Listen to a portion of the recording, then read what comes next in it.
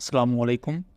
Welcome to इमरात। जब से हमने इसराइल के अटैक्स देखे हैं कतर पर, और कतरी प्राइम मिनिस्टर ने पब्लिकली एक्नॉलेज किया है कि उनके एयर डिफेंस रेडार्स और उनका एयर डिफेंस, आपके एयर डिफेंस में आपके surface to air missile systems और आपके फाइटर जेट्स आते हैं, तो वो इजरायली वेपन सिस्टम्स को डिटेक्ट ही नहीं कर पाए। और कतरी प्राइम मिनिस्टर अल-सानी का बयान आप ये खुद सुने। The Israeli enemy used weapons that could not be detected by the radar. इसके बाद एक डिस्कशन शुरू हो चुकी है कि पाकिस्तान के पास क्या ऐसे रडार्स मौजूद हैं जो स्टेल्थ करैक्टरिस्टिक्स पर बेस्ड वेपन सिस्टम्स को या फाइटर जेट्स को डिटेक्ट कर पाएँ, क्योंकि ये बहुत बड़ा क्वेश्चन है। और फ्यूचर में हमें लग रहा था कि पाकिस्तान को इसकी ज़रूरत है, लेकिन जिस तरह दुनिया के हालात चल रहे हैं, पाकिस्तान को अभी से इन चीज़ों की ज़रूरत है। यहाँ हम ख़ासतौर पर बात करेंगे अल्ट्रा हाई फ्रीक्वेंसी रडार्स की और वेरी हाई फ्रीक्वेंसी रडार्स की, जिन्हें UHF और VHF रडार्स कहा जाता है। क्या पाकिस्तान के पास ऐसे रडार सिस्टम्स मौजूद हैं जिन्हें एंटी स्टेल्थ रडार कहा जाता है, और ये किस तरह काम करते हैं? दोस्तों, कतर में एक हमास लीडर को इजराइल ने एयर स्ट्राइक के थ्रू निशाना बनाया, बट फॉर्चुनेटली वो इस असैसिनेशन अटैम्प्ट को सर्वाइव कर गए। लेकिन पूरी दुनिया में एक वेल डेवलप्ड गल्फ नेशन के दारुल हुकूमत में आके इजराइल ने बॉम्बिंग की, और कतर की एयरफोर्स कोई मजाक नहीं है। कतर के पास राफेल भी हैं, F-15QA भी हैं, देन उनके पास यूरोफाइटर टाइफून्स भी हैं, F-15 पर लगने वाले AIM-120 BVR मिसाइल्स भी हैं, और यूरोफाइटर टाइफून और राफेल के लिए बियॉन्ड विजुअल रेंज में उनके पास मीटियोर्स भी हैं। तो एयरफोर्स के कॉन्टेक्स्ट में देखा जाए तो एक बहुत ही ज़्यादा स्ट्रॉन्ग एयरफोर्स कतर पोजेस करता है। इसी तरह अगर उनके एयर डिफेंस सिस्टम्स को देखा जाए तो कतर के पास patriot surface to air missile systems हैं जो कि 150 किलोमीटर के अराउंड रेंज प्रोवाइड करते हैं। देन उनके पास NASAMS जैसे surface to air missile systems हैं। अब ये इतना ज़बरदस्त इनके पास प्रॉपर एयर डिफेंस का नेटवर्क है, लेकिन उसके बावजूद भी खुद ऑफिशियली वो एक्नॉलेज कर रहे हैं कि वो इजरायली प्रोजेक्टाइल्स को, जो उन्होंने बॉम्ब्स या air to ground missiles fire किए, उन्हें वो डिटेक्ट ही नहीं कर पाए। और जब डिटेक्ट ही नहीं कर पाए तो किसी भी किस्म का एयरफोर्स को मोबिलाइज करना या उसको काउंटर करना, उसका तो सवाल ही पैदा नहीं होता।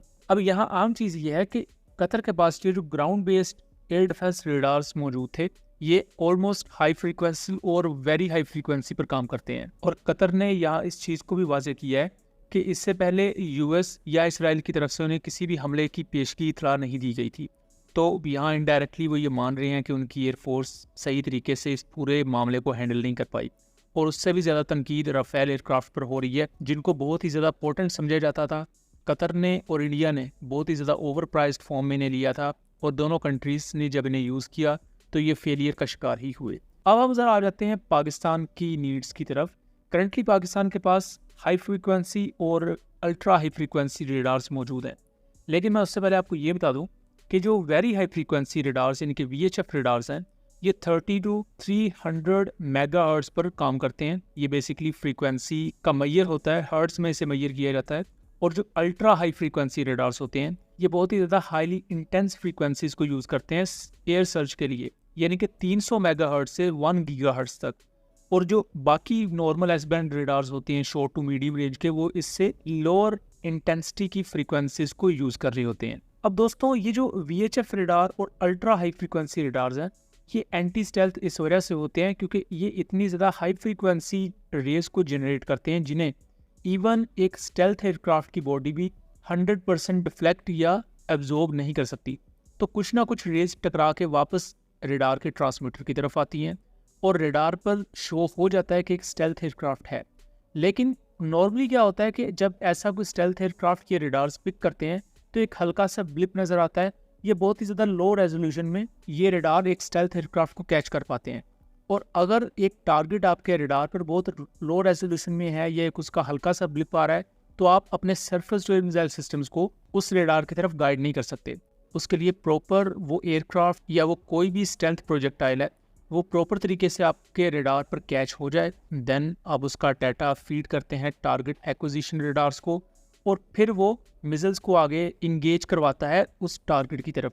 लेकिन सिर्फ हाई फ्रीक्वेंसी रेडार्स या वेरी हाई फ्रीक्वेंसी रेडार्स तभी काम करते हैं कि आपने टारगेट को देख लिया है, तो surface to air missile system तो आप उसकी तरफ ऐसी सिचुएशन में फायर नहीं कर सकते।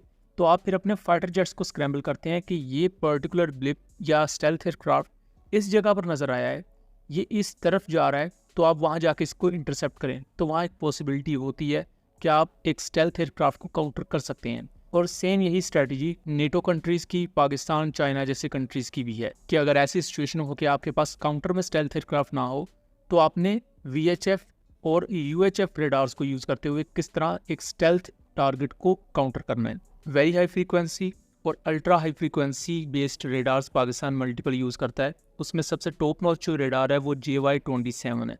ये वेरी हाई फ्रीक्वेंसी रेडार है, 500 किलोमीटर की रेंज प्रोवाइड करता है और प्योरली इसे चाइना ने डेवलप ही एंटी स्टेल्थ करैक्टरिस्टिक्स के लिए किया है। चाइना का क्लेम ये है कि ये F-22 जो कि दुनिया का हाईली स्टेल्थ एयरक्राफ्ट है और इसका RCS इवन F-35 से भी कम है, ये उसको भी 450 किलोमीटर दूर तक डिटेक्ट कर सकता है। देन उसके बाद चाइनीज़ मेड ही YLC-2V रेडार भी पाकिस्तान यूज़ करता है। ये L&S बैंड रेडार है और very high frequency radar, again 3D long range surveillance provide करता है 450 किलोमीटर की रेंज तक। अब इसके बाद पाकिस्तान ने अपने भी short to medium range radars को डेवलप किया है, जिसमें हमारा AM-350S रेडार आता है। ये S band ground based surveillance radar है, 350 किलोमीटर की रेंज देता है। देन हमारा YLC-18A रेडार है। ये 3D active electronically scanned array radar tracking provide करता है, अगेन एंटी स्टेल्थ करैक्टरिस्टिक्स रखता है और 500 किलोमीटर की रेंज के साथ आता है। YLC-8E को भी आई बिलीव पाकिस्तान यूज़ करता है, जो कि अल्ट्रा हाई फ्रीक्वेंसी रेडार है और मैक्सिमम रेंज 600 से 700 किलोमीटर की देता है। उसके बाद US में TPS-77 रेडार, ये भी UHF रेडार है, 450 किलोमीटर की रेंज देता है, बट बहुत ही ज़्यादा इंटेंस सिचुएशन में जहां आपने स्टेल्थ एयरक्राफ्ट को डिटेक्ट करना हो तो वहां इसकी रेंज लिमिट हो जाती है 250 किलोमीटर तक। अब यहां आम चीज़ ये है कि पाकिस्तान के पास VHF और UHF रेडार्स मौजूद हैं, लेकिन क्वांटिटी वाइज बहुत ज़्यादा नहीं है। करंटली जो यूनिट्स पाकिस्तान ऑपरेट कर रहा है वो या तो पाकिस्तान के ईस्टर्न साइड पर इंडियन बॉर्डर के साथ है, या वो पाकिस्तान के साउदर्न साइड पर समुद्री हदूद के साथ है, क्योंकि यही वो एरियाज़ है जो ज़्यादा इस वक्त पॉइंट ऑफ कंसर्न है, क्योंकि अफगानिस्तान और ईरानियन साइड से कोई एयर थ्रेट नहीं है। लेकिन जब से इजराइल ने बहुत से कंट्रीज़ पर अटैक करना शुरू कर दिए हैं, तो पाकिस्तान को अब अल्ट्रा हाई फ्रीक्वेंसी रेडार्स और वेरी हाई फ्रीक्वेंसी रेडार्स की तरफ जाना पड़ेगा, यानी कि उनके मजीद नंबर्स ऐड करने की ज़रूरत है, जो बलोचिस्तान के एरियाज़ में और इवन चमन और KPK के कुछ एरियाज़ में भी इंटीग्रेट किए जाएँ, ताकि वहाँ से भी प्रॉपर एयर सर्विलेंस हो सके अगर फ्यूचर में कोई इजरायली साइड से या वेस्टर्न साइड से पाकिस्तान पर थ्रेट आता है। क्योंकि आप यहाँ से डायरेक्टली एयर डिफेंस के थ्रू तो उन्हें इंगेज नहीं कर सकते, लेकिन अगर आपको एक स्टेल्थ एयरक्राफ्ट की लोकेशन पता चल जाती है तो आपके फाइटर जेट्स जाके उसे इंगेज कर सकते हैं, तब एक चांस मौजूद होगा, बट स्टिल एक स्टेल्थ एयरक्राफ्ट को ही उस वक्त भी अपर एज रहेगा। सो दोस्तों, ये था एक एनालिसिस। उम्मीद करता हूँ चीज़ें क्लियर रही होंगी। वीडियो पसंद आई हो तो इसे ज़्यादा से ज़्यादा शेयर कीजिएगा, ताकि इस तरह की मज़ीद इन्फॉर्मेटिव वीडियोस हम आपके लिए लेकर आ सकें। मिलेंगे अगली वीडियो में, तब तक के लिए अल्लाह हाफिज़।